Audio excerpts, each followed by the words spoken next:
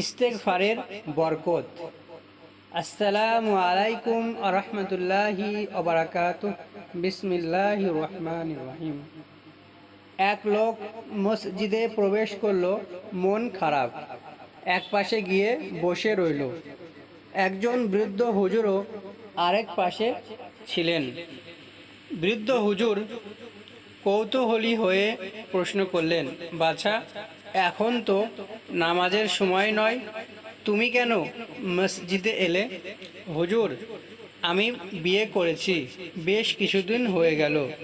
এখনও আল্লাহ তাআলার পক্ষ থেকে আমাদের ঘরে নতুন কোনো মেহমান আসেনি। আমরা স্বামী স্ত্রী দুজনেই বেশ পেরেশান। সংসারে সন্তান না থাকাতে আমার স্ত্রীকে নানাজন নানা কথা বলে। আল্লাহ তাআলা আমাদেরকে সন্তান না দেওয়ার ফয়সালা করলে আমি সেটাতে রাজি। আমি আমি আমার স্ত্রীকেও বারবার সান্ত্বনা দিয়ে আসছি। আর সন্তান না হওয়া তো স্ত্রীর দোষ নয়। আমরা দুজনেই বিষয়টা সাথে সম্পৃক্ত। মানুষের কটাক্ষ আর বিদ্রূপের কারণে অবস্থা এমন হয়েছে যে আমার স্ত্রী মানসিকভাবে অসুস্থ হয়ে পড়েছে। এভাবে চলতে থাকলে সে কিছুদিন পর পুরোপুরি পাগল হয়ে যাবে। রুবাবাহ মানে আমার স্ত্রী। সে এত ভালো একটা মেয়ে, তাকে ছাড়া আমার জীবনটাও পানসে হয়ে যাবে।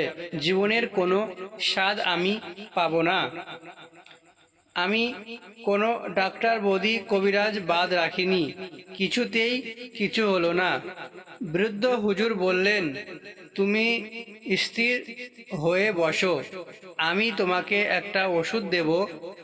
ওষুধটার ব্যবহার বিধি খুবই কঠিন, তবে আমি আল্লাহর উপর পুরোপুরি তাওয়াক্কুল করেই বলছি। এই ওষুধে তোমার অবশ্যই সন্তান হবে ইনশাআল্লাহ। আল্লাহর দোহাই লাগে হুজুর, আপনি যত কঠিন আর কষ্টকর ওষুধই দেন, আমি সেটা ব্যবহার করার জন্য প্রস্তুত ইনশাআল্লাহ। তোমরা দুজনেই ফজরের আজানের কমপক্ষে 1 ঘন্টা আগে ঘুম থেকে উঠবে। সময়টাকে 2 ভাগে ভাগ করে নিবে। প্রথম ভাগে কিয়ামুল লাইল অর্থাৎ তাহাজ্জুদ পড়বে, দ্বিতীয় ভাগে ইস্তেগফার পড়বে। এভাবে নিয়মিত আমল করে যাবে, কারণ আল্লাহ তাআলা বলেছেন, আর আমি বললাম, তোমরা তোমাদের রবের কাছে ইস্তেগফার করো, নিশ্চয়ই তিনি অতি ক্ষমাশীল। এর ফলে তিনি তোমাদের উপর প্রবল বর্ষণ করবেন, আর তিনি তোমাদেরকে সম্পদ সন্তান দ্বারা সাহায্য করবেন, আর তোমাদের জন্য বানিয়ে রাখবেন বাগ বাগিচা, আর তোমাদের জন্য প্রবাহিত করবেন নদী নালা। সূরা নূহ। লোকটা ঘরে ফিরে গেল, স্ত্রীকে বলল, ওগো, আলহামদুলিল্লাহ, অবশেষে আল্লাহ তাআলা আমাদের দিকে মুখ তুলে তাকিয়েছেন। স্ত্রী বললেন, কিভাবে? স্বামী বিষয়টা খুলে বলল। জিজ্ঞাসা করল, তুমি কি এই আমল করতে প্রস্তুত? জি, আমি অবশ্যই প্রস্তুত। আপনার সাথে কোন কাজেই বা আমি অপ্রস্তুত থাকি? আমরা কোন দিন থেকে আমলটা শুরু করব? কেন আজ থেকেই? কোনো ওজর আছে তোমার? জি না। তারা দুজনেই আমলটা শুরু করলো।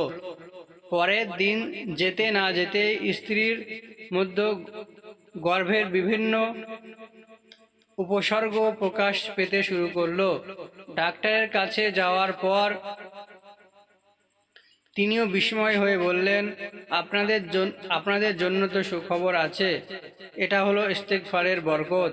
কোরআনের আয়াতটাতে তো আল্লাহ তাআলা এমনটাই ইঙ্গিত করেছেন। ইয়া আল্লাহ, আমাদেরকে বেশি বেশি ইস্তেগফার করার তৌফিক দান করুন, আমিন।